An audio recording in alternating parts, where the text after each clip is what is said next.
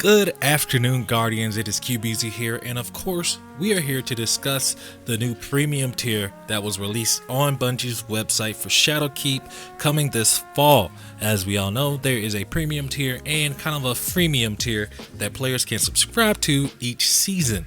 Before we even get into this, I suggest if you're a hardcore Destiny guy to just go ahead and actually purchase Shadowkeep, the deluxe edition. You know you're going to play the game, you might as well just go ahead and secure all 4 seasons now for the best price. And no, I am not paid by Bungie. My views are extremely too low. However, we're going to take a look at this premium tier. It's pretty nice looking. I would say that we're going to cover 2 main topics in this video. One is how is this great for hardcore players, and 2, why is this very enticing to free players? Let's go ahead and get right into it. Don't forget to comment, subscribe, throw a like on it if you guys see fit. So why is this really good for hardcore players? To start off with, hardcore players, as we found out recently, love an intentional grind more than anything. When Destiny players, hardcore Destiny players, actually have an end line in sight, they attack it fervorously. There is no way to actually stop hardcore Destiny community members when you actually give them a specific task where they have to acquire a certain amount of something to get a specific reward. You're never going to stop them. Case in point, take a look at Destiny 2 with the community event. We actually beat a community event they were expecting to do. They expected us to take about a week to do it. However, the community actually knocked it out in 3.5 days. It was really crazy for the most part, but you can expect that kind of thing for the hardcore player. And since you have the hardcore player, take a look at this actual tiers that are available here.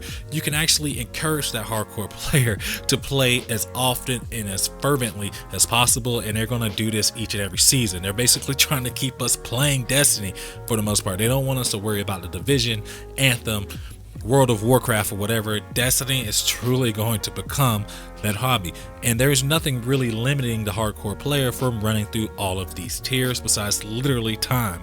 So essentially, the hardcore player is going to take a look at, I can get this armor, I can get this emblem, I can get these resources, I can get this exotic, I can get this exotic hand cannon ornament, I can get this emote, I can get this weapon, all throughout the premium tiers. And the player can actually target their intentions on how much they actually want to play and what activities they're going to do that are actually going to maximize that benefit. More than likely, you're just going to get experience normally. Players are going to stack bounties and stuff like that. But I think in the end, the players are going to have the same kind of intentionality that they have with it as they do right now with things such as the Menagerie, and even kind of throwing Reckoning in there. Even though Reckoning's still kind of suspect, but at least with Reckoning, they improved the drop rate. So players who intentionally want to go after things like spare rations can farm spare rations on certain days with even certain modifiers, because they know the modifiers that are going to come up within that cycle throughout Reckoning. Now, to continue to my final point, why is this really good for free players of Destiny 2? So coming with the Destiny 2, Shadowkeep is obviously new light.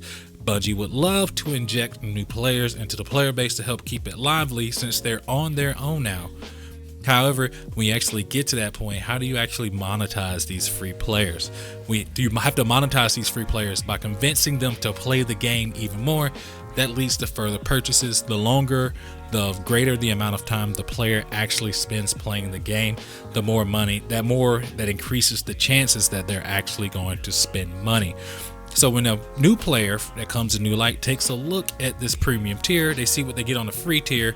For the free tier, you get an exotic, maybe another exotic Ingram. I think there's one exotic Ingram on the freemium tier. But then you take a look at the premium tier. The premium tier has all of these resources. So a player jumping into the game, they're going to watch a video saying what do they need to do for Destiny 2 New Light. They're going to take a look at everything. Somebody's going to explain to them what each currency actually is, and then they'll immediately get that value of that. They're going to get that, oh, legendary shards are important.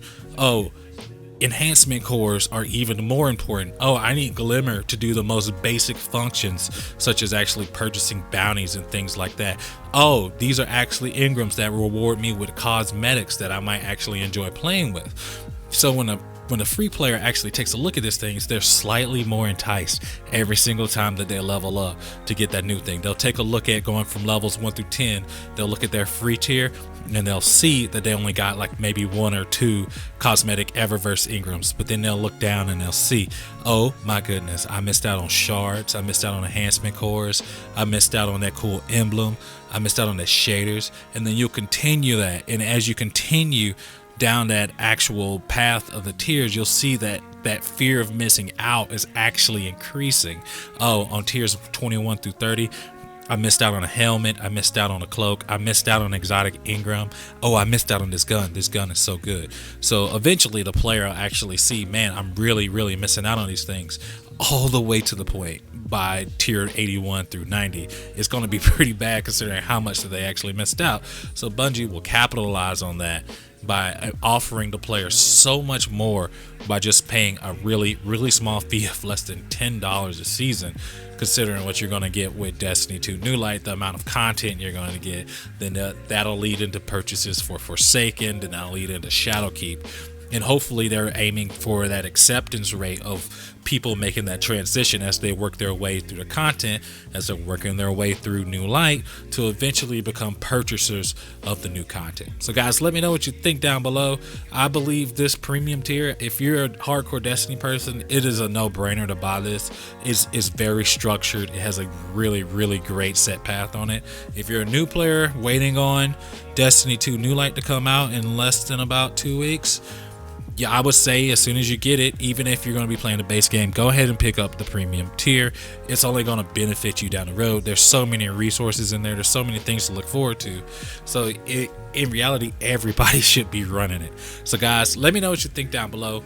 Only throw a like on this video if you see fit. I appreciate you guys enjoying the content. I hope you guys have a wonderful day. Peace.